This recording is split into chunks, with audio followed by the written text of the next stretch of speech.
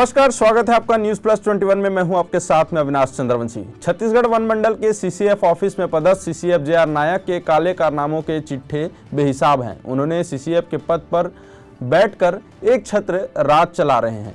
भ्रष्टाचार के सबूत मिलने के बाद विभाग के अधिकारी कार्रवाई करने से डर रहे हैं। सूत्रों की माने तो सीसीएफ जेआर नायक मंत्री के चहेते भी हैं। यही वजह है कि राजनीतिक संरक्षण का भरपूर फायदा उठा रहे हैं। बता दें कि वन एवं जलवायु परिवर्तन के चहेते बनने का फायदा जेआर नायक ने 50 करोड़ से अधिक असामी संपत्ति बनाई है। मुख्य वन संरक्षक जेआर नायक का विभाग में भी इमेज बहुत ही अच्छा नहीं है।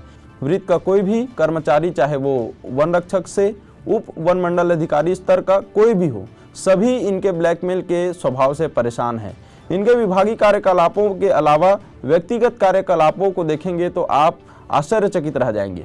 सूत्र बताते हैं कि सुबह 9 बजे वन मंत्री के बंगले में हाजिरी, मंत्री जी के दर्शन, चाय सेवा पश्चात अपने कार्यालय में बैठना, शाम में फिर बंगला के दर्शन के लिए उपस्थिति, उसके बाद अपने घर लौटना। इनके कार्यकाल में छोटे कर्मचारी से लेकर अधीनस्थ तक अधिकारी बहुत परेशान रहते हैं। इसका कारण इनके लटकाने, झटकाने और परेशान करने वाला व्यवहार है।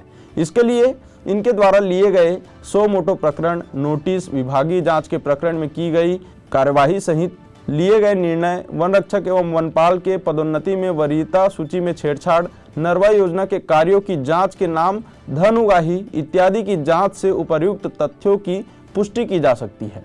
सूत्र बताते हैं कि जेआर नायक के वर्तमान सरकार में इतने मधुर संबंध हैं कि कांग्रेस शासनकाल में कमाए 6 करोड़ का रकम को सासू मां के नाम बैंक में जमा रखा है।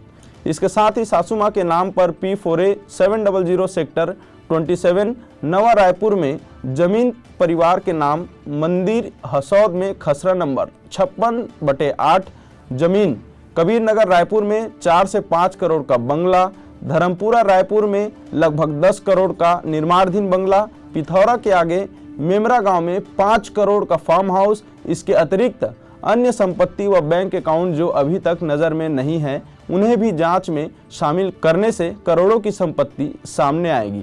भ्रष्टाचार के खलनायक सीसीएफ जेआर नायक और अकाउंटेंट राजकुमार सोनछत्र के काले कारनामों का उजागर होने के बाद कोई कार्रवाई नहीं हो रही है।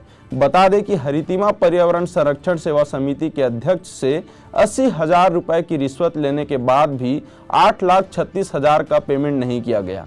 रिश्वतखोर अकाउंटेंट राजकुमार सोनछत्र और भ्रष्टाचार के मुख्य सरगना सीसीएफ नायक के काले कारनामों का और चिट्ठा उजागर होने के बाद भी कोई भी कार्यवाही नहीं हो रही है। इससे साफ अंदाजा लगाया जा सकता है कि विभाग में बड़े अधिकारियों का और राजनेताओं से उनके बीच के संबंध कैसे होते हैं, किस तरह से उन्हें राजनीतिक संरक्षण जो है मिलता है, और यही वजह है कि भ्रष्टाचार करने में उनकी जो ताकत है और भी बढ़ जाती है। इससे साफ है कि चहेते बनने का किस तरह से फायदा जो है उठाया जा रहा है। अगले एपिसोड में और मामलों का उजागर करेंगे।